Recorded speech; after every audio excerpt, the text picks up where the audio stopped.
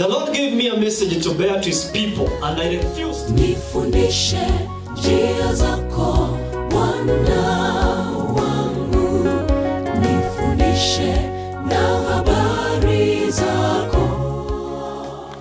She's the most published woman author of all time. She's the second most published author, woman or man, in American history. Kanisa imebarikiwa au haijabarikiwa? Kanisa imebarikiwa. Why are we afraid of being called Adventists? Why are we ashamed of Ellen White? Something that even the world has recognized. In fact, the Library of Congress, the largest library in Washington, D.C., in the world, they were ranking the best book about the story of Jesus. And do you know which one was the best book? Desire of Ages, written by Ellen White. The best book, hata says vile nahubiri, it's the best book on the story of Jesus. One time I was lecturing in KU, and there was this PCA doctor who was lecturing theology or religious classes, and he could read Desire of Ages. Amen. To prepare his lectures. Amen. Alafu ni mwezi na hujaisoma. Hauna. Pole. Wacha niachie hapo. Kuna mtu ana swali? Kuna mtu ana swali? I have some few minutes, huh? Ama jambo la kuongezea? Any question or addition? Maybe a question. Yes. How long could she take to write after receiving vision? How long could that message be retained before she put it down? Because now we've learned that they were not writing word by word as they received vision, but the thoughts they are putting out the vision in let me say in her way, in the way she understood it. Okay. So do we say that every time she received the vision she had to write a book, and all that she was given she wrote down? Okay. There's a lecture actually I've prepared from vision to printed word.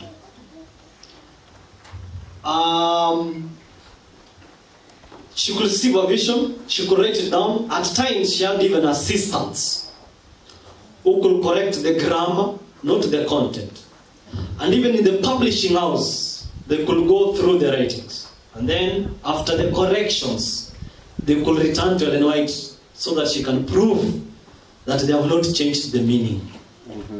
And then later they could print. At times, the church could ask her to write about a given subject, like education. We need a book in education. Then could sit down and write.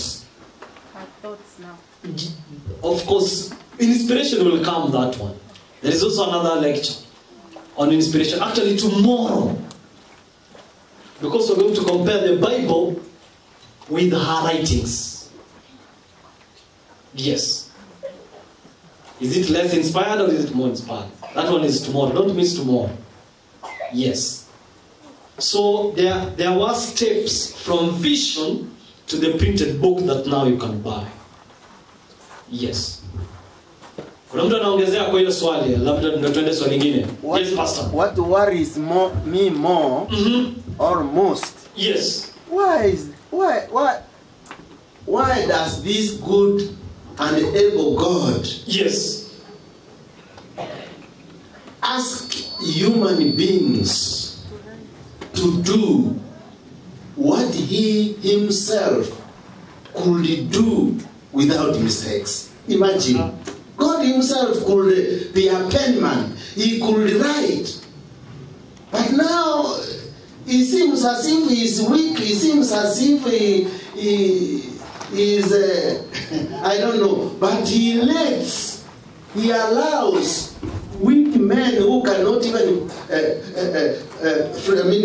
write well, and who cannot even who don't know the language. Some who have not gone to school. Yes. Peter, a fisherman. Even the woman Ellen White, was yes. class 4.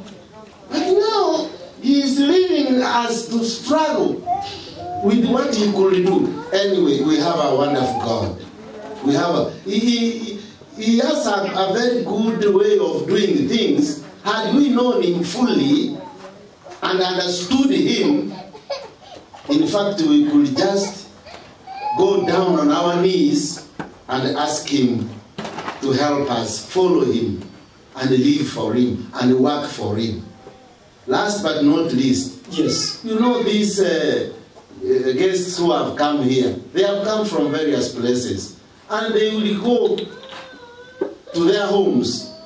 If we need them, they will not come again soon. My dear church members, the book we have talked about and many more, they are just at our reach and we just pass them by. You will look for them and they will not be found. If you get money, buy such books and read by yourselves. You know he's reading even from books, quotable. He's quoting quotable quotes, which I myself and yourself can get and read. Anyway, brother, continue. You are doing what we call eye-opener. But my fellow Christians, preachers, teachers, facilitators are only doing an eye-opener. Why can't you go to the source and drink fully by yourself? Anyway, continue. Amen. And maybe another thing. Pastor spoken as a shepherd to the flock.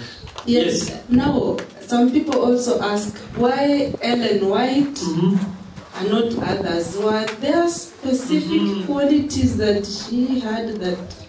That one is also tomorrow. Because we're going to compare other writers. Mark Finley has written books. Hello? Yes. We have other Adventist writers, good books. But are they the same level? Why? Now the question, why Ellen? What about other writers? And again we have the Bible, don't forget. Hiyo ni ya kesho. Sasa nikihubiria leo hamtakuja kesho. Mkuje. Itaisha. Makambi itaisha, hiyo ni ya kesho. Don't miss tomorrow. Those are good questions. Yeah.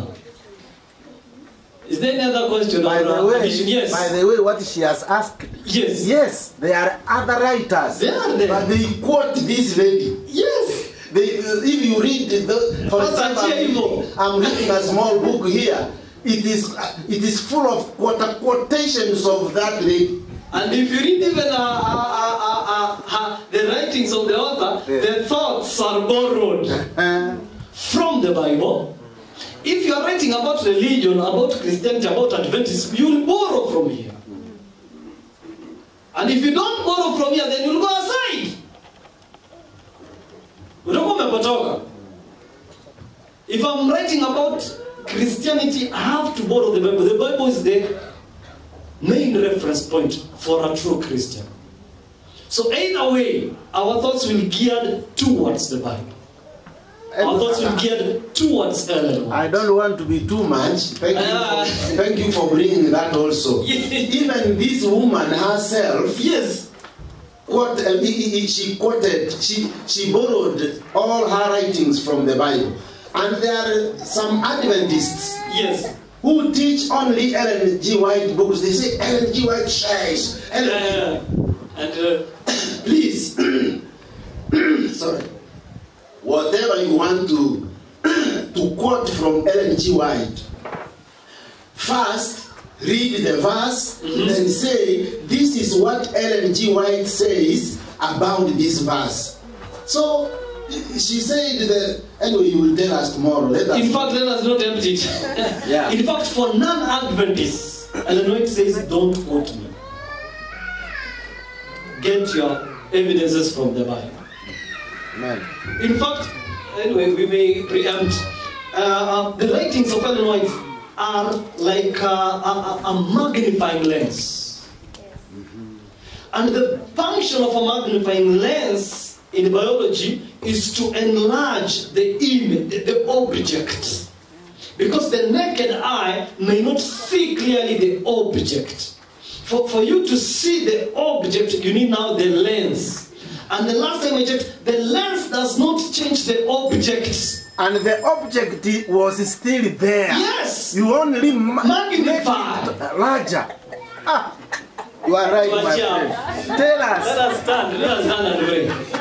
Let us stand and pray. I'm charged, eh? Acha tuombe. Acha tuombe. Okay, we believe and pray. God, Father, art in heaven, we come before you once again. We thank you, honor, and glorify you. Lord, we have received your word. And Lord, let it be light in our hearts as we have received the word. Amen. As we are going to share other word with the next speaker, may you lead us and may you guide us. In Jesus' name we pray. Amen.